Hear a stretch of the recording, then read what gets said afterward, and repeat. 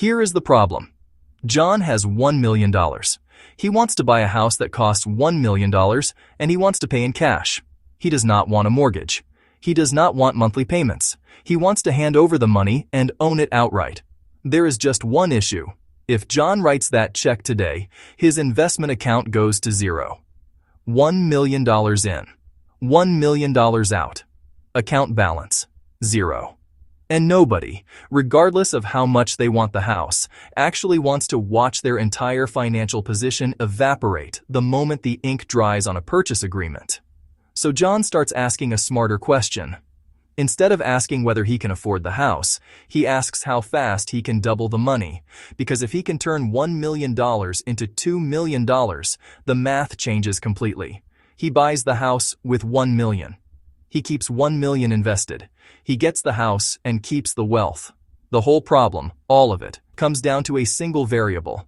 How fast can $1 million become $2 million using ETFs? That question is what this entire video is built around. We are going to walk through 5 different ETFs, starting from the most familiar and stable and moving progressively toward the most aggressive and concentrated. For each one, I will show you what it holds, what has driven its historical growth, and the exact year-by-year projections of John's $1 million investment until the moment that second million finally materializes. By the end of this video, you will see how that timeline shrinks from approximately 6 years all the way down to approximately 2 years, depending on which ETF John chooses, and exactly what trade-offs he is accepting at each step along the way. Before we start running numbers, let me explain the framework we are using because it matters for how you should interpret every projection in this video. We are using each ETF's historical 10-year average annual return as the growth rate for our projections. This approach is honest and consistent. It reflects real money real investors actually made over the last decade, and it applies the same time window to each fund so the comparison is apples to apples. It does not guarantee future results. No projection ever does.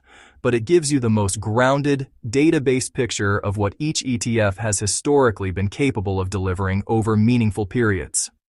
We are also not adding money along the way.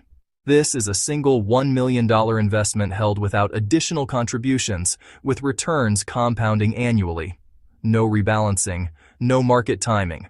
Just $1 million, one fund, and time. The question is purely about the rate of compounding. How does the choice of ETF accelerate or delay the arrival of that second million? Let's find out.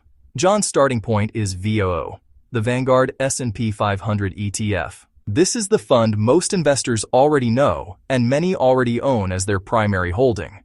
VOO tracks the S&P 500 index, which means it holds approximately 500 to 505 of the largest publicly traded companies in the United States, weighted by market capitalization. When the market's biggest businesses grow, VOO grows with them. When they struggle, VOO feels it. There is no active management, no market timing, no attempt to be clever about it. VOO simply owns the dominant companies that drive the U.S. economy and holds them indefinitely. The design philosophy behind VOO is worth understanding clearly because it explains everything about its behavior. The fund is broadly diversified across sectors: technology, healthcare, financials, consumer staples, energy, industrials, which means no single industry failure can critically damage the portfolio. The expense ratio is 0.03%, essentially free. Most of the long-term return comes from price appreciation rather than dividends, though the dividend yield of approximately 1.1% does contribute modestly to total return through reinvestment. VOO's 10-year average annual total return, including dividends reinvested, is approximately 13 to 13.3%, reflecting one of the strongest decades in U.S. equity market history, driven by sustained earnings growth from technology and consumer companies. Using that historical rate, here is what John's $1 million looks like in VOO year by year. At the end of year 1, the portfolio is projected to be worth approximately $130,000, up 13% from the starting balance. Year 2, approximately $277,000, as compounding begins to build meaningful momentum. Year 3, approximately $1,443,000. Year 4, approximately $1,631,000, more than 60% growth on the original million. Year 5, approximately $1,843,000. And then the moment John has been waiting for arrives. By the end of year 6, the projected balance reaches approximately $2,083,000. The second million is there. John can buy the house in cash and keep his original million invested. The VOO path takes approximately 6 years. 6 years is not slow in any absolute sense. It is a meaningful, steady accumulation of wealth. But for John, 6 years is also 6 years of renting, or 6 years of waiting, or 6 years of watching a house he wants sit just out of reach. And that gap creates the natural next question. What if he tilted toward faster-growing companies without abandoning diversification entirely? What does one extra gear of growth acceleration actually buy in terms of time? The next fund on John's list is VUG, the Vanguard Growth ETF. If VOO is the broadest possible version of owning American companies, VUG is the version that has been filtered to lean toward growth. VUG tracks the CRSP U.S. Large Cap Growth Index, which screens the U.S. market for companies expected to grow faster than average, based on metrics like future earnings, growth projections, revenue growth, book-to-price ratios, and return on assets. The result is a portfolio that still holds hundreds of companies, but tilts heavily toward technology, communication services, and consumer discretionary businesses at the expense of slower-growing value sectors like utilities, materials, and traditional financials. The practical difference between VUG and VOO is in composition and concentration. VOO's largest sector exposure to technology is roughly 30 to 32% of the fund. VUG's technology allocation is approximately 57 to 60%. Both funds hold Apple, Microsoft, Nvidia, and Alphabet, but VUG weights them more heavily and includes fewer offsetting defensive positions. The expense ratio is 0.04%, still negligible. The 10-year average annual total return for VUG is approximately 15.3%. Roughly 2.5 percentage points higher than VOO annually. At a single-year level, that sounds incremental. Compounded over multiple years, it starts to separate the timelines measurably. Here's what VUG does to John's $1 million. Year 1, approximately $1,153,000. Year 2, approximately $1,829,000. Year 3, approximately $1,533,000, year 4, approximately $1,767,000, and by year 5, the projected balance reaches approximately $2,038,000. The second million arrives at year 5 rather than year 6, 1 full year removed from the timeline purely by tilting toward growth-oriented companies without changing the fundamental structure of broad equity ownership. The cost of that faster timeline is slightly higher volatility and less defensive diversification. When technology leads, VUG leads significantly. When technology corrects, VUG corrects more deeply than VOO. In 2022, VUG fell approximately 33% versus VOO's roughly 18% decline. The growth premium has historically been earned, but not smoothly, which is exactly what leads John to his next question. If tilting toward growth within a broad fund can pull the timeline forward by a year, what happens when he stops tilting and commits entirely? What does full concentration on the sector that has produced the most extraordinary returns in modern financial history actually look like when $1 million is sitting in it? VGT, the Vanguard Information Technology ETF, is where broad diversification ends and sector concentration begins. VGT owns technology companies and only technology companies. Its mandate is precisely what the name describes: the U.S. information technology sector in its entirety, weighted by market capitalization. Software platforms, semiconductor designers, hardware manufacturers, cloud infrastructure providers, cybersecurity companies. If it is classified as technology and publicly traded in the U.S., VGT owns it. Apple and Nvidia alone account for approximately 35 to 40% of the total portfolio. The top 10 holdings represent roughly 54 to 55% of total assets. The expense ratio is 0.10%. The historical record for VGT is exceptional by any standard of comparison. Over the last 10 years, VGT has delivered approximately 22% average annual total return, driven by the extraordinary earnings growth of American technology companies during one of the most consequential periods of technological transformation in history. The transition to cloud computing, the explosion of software as a service business models, the emergence of AI as a productivity driver, the global expansion of semiconductor demand, all of these tailwinds have run directly through VGT's holdings. The 10-year total return is approximately 676 to 700%, turning every $100 invested a decade ago into roughly $800 today. The trade-off is concentration risk that is not abstract. VGT fell approximately 30% in 2022 when rising interest rates repriced growth assets aggressively. It recovered strongly in 2023 with a roughly 53% gain and continued with approximately 29% in 2024 and 22% in 2025. But the 2022 drawdown is the experience that tests investors. A 30% decline on $1 million means watching $300,000 disappear from your account in a single calendar year. Investors who held through it came out ahead. Investors who sold near the bottom did not. That lived experience is the real cost of the VGT approach. The year-by-year projection for John's million in VGT. Year 1 comes to approximately $1,120,000. Year 2 pushes to approximately $1,188,000. Year 3 reaches approximately $1,815,000. And by year 4, the balance is projected to be approximately $2,213,000. The second million arrives at year 4, 2 full years ahead of VOO's 6-year timeline. The reduction from 6 years to 4 years is the compounding effect of a 22% annual return versus 13%. The price of that acceleration is accepting full technology sector concentration and the willingness to hold through corrections that VOO would absorb at half the depth. For a long-term investor with genuine risk tolerance, the 4-year timeline is compelling. For an investor who would sell during a 30% drawdown, it is a trap. The next fund on John's spectrum is SOXX, the iShares Semiconductor ETF. Where VGT owns all of technology, SOXX narrows its focus to a single subsector within it, semiconductors. These are the companies that design and manufacture the chips that make everything else in the modern economy possible. Artificial intelligence systems, data centers, smartphones, electric vehicles, medical devices, industrial automation. Every single one of these technologies runs on semiconductors. Without the chips, there is no software. Without the chips, there is no cloud. Without the chips, there is no AI.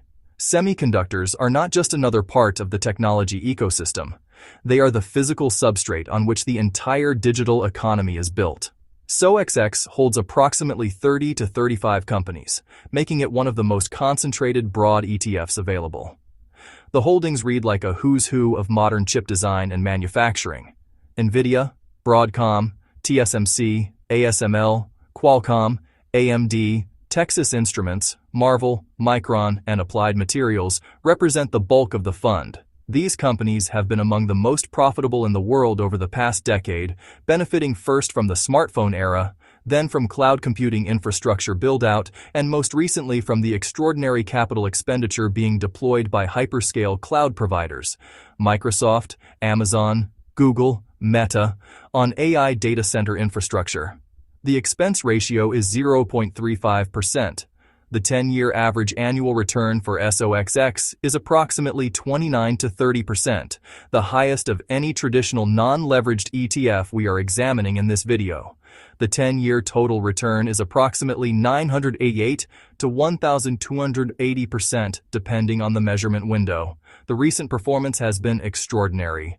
SOXX returned approximately 67% in 2023, 13% in 2024 and approximately 41% in 2025, driven by AI infrastructure spending that has created essentially unprecedented demand for the most advanced semiconductors.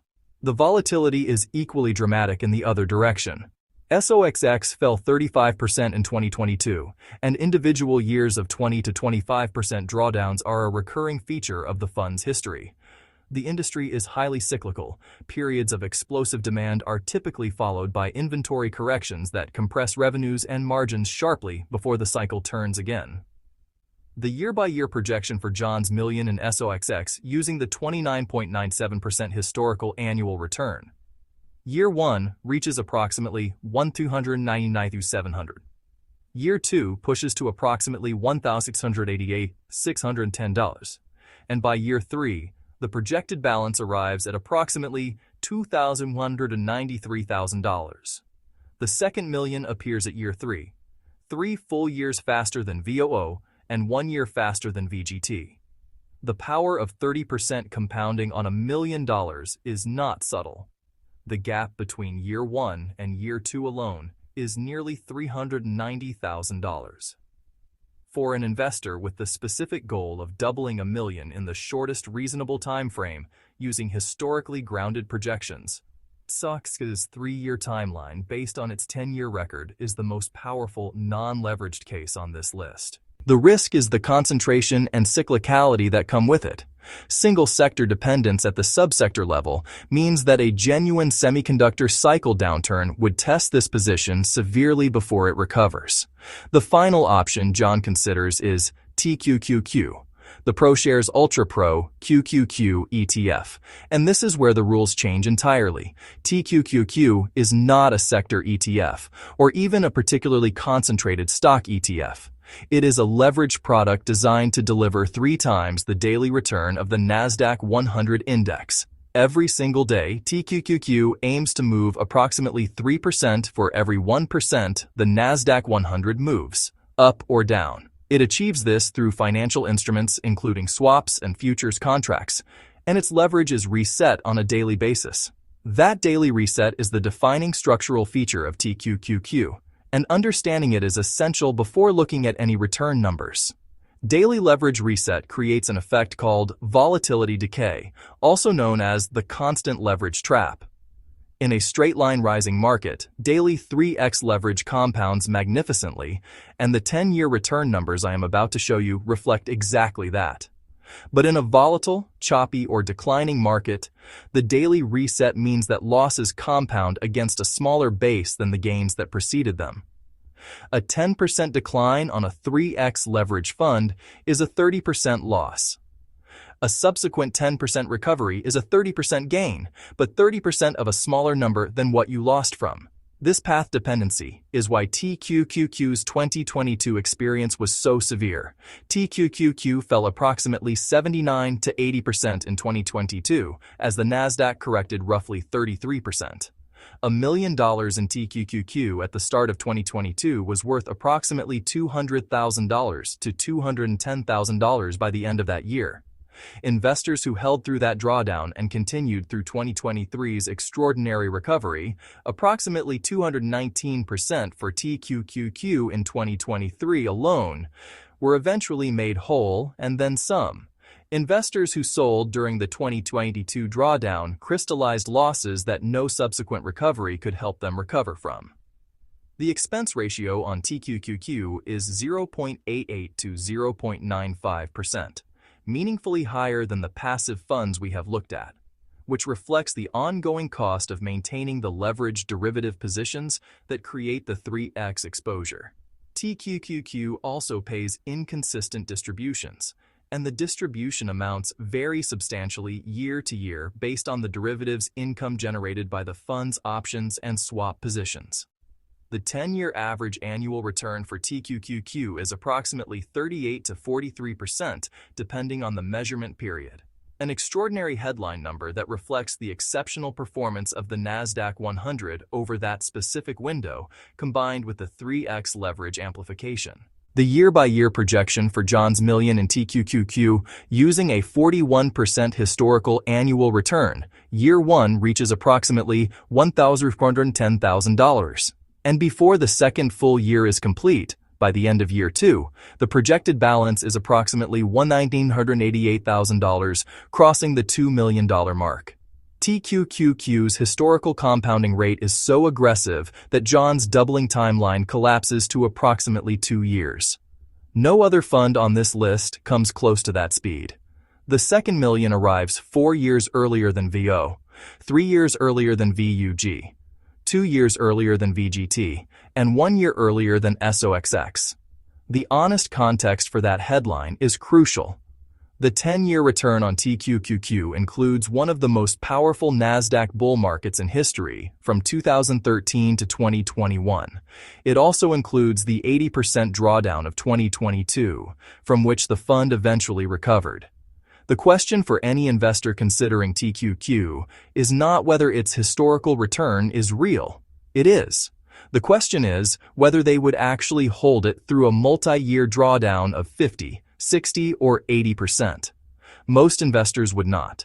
The investors who hold through TQQQ's worst years are a select group with very specific risk tolerance, very long time horizons, and the financial security to watch most of their investment disappear on paper without being forced or tempted to sell.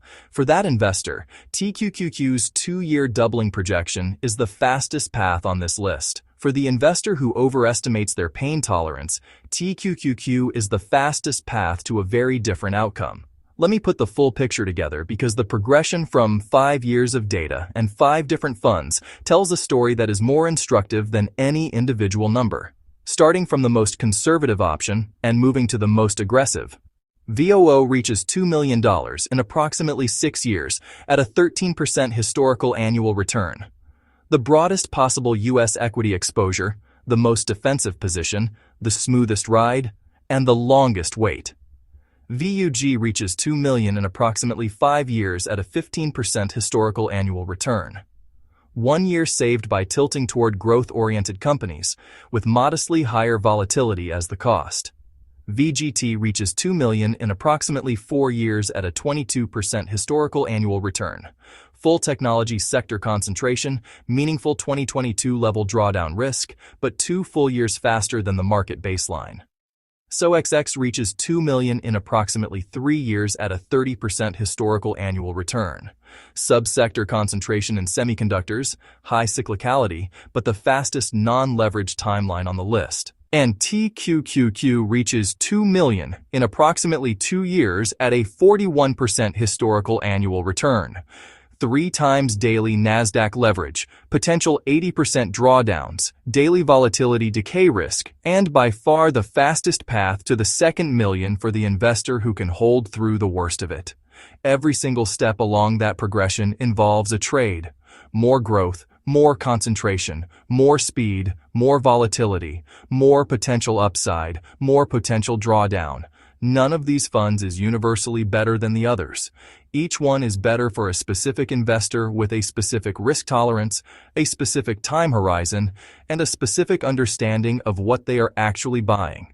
The investor who panics and sells VOO during a 20% correction will underperform the investor who holds TQQQ through an 80% drawdown and comes out the other side. Real-world outcomes depend at least as much on investor behavior as on fund selection. For John specifically, the answer depends on one question he has not yet asked himself. How important is the house? And how important is it that the $1 million actually doubles rather than potentially having first? If the answer is that he genuinely needs $2 million within 2 to 3 years, that the timeline matters as much as the method, then the higher growth options carry compounding risk he may not be able to tolerate if timing works against him. If the answer is that he can wait 6 years and wants the smoothest path, VOO delivers that. If he has a true long-term horizon and can accept technology-level volatility, VGT at 4 years or SOXX at 3 years are the most compelling risk-adjusted cases on this list. TQQ is the exceptional outlier, breathtaking in its best-case projections, equally exceptional in its worst-case drawdown history. No single right answer exists for everyone. The right answer is the one that matches your actual risk tolerance, your actual time horizon, and your actual financial capacity to hold through the worst years without making an irreversible decision at the bottom. That answer is worth spending more time with than any projected return number in any YouTube video, including this one. If this breakdown gave you a clearer picture of how ETF choice affects compounding speed, hit the like button and subscribe. I release new content on portfolio strategy, ETF comparisons, and long-term wealth building every week. Drop a comment below and tell me which point on this spectrum feels most right for your own situation. I read every single one. I will see you in the next one.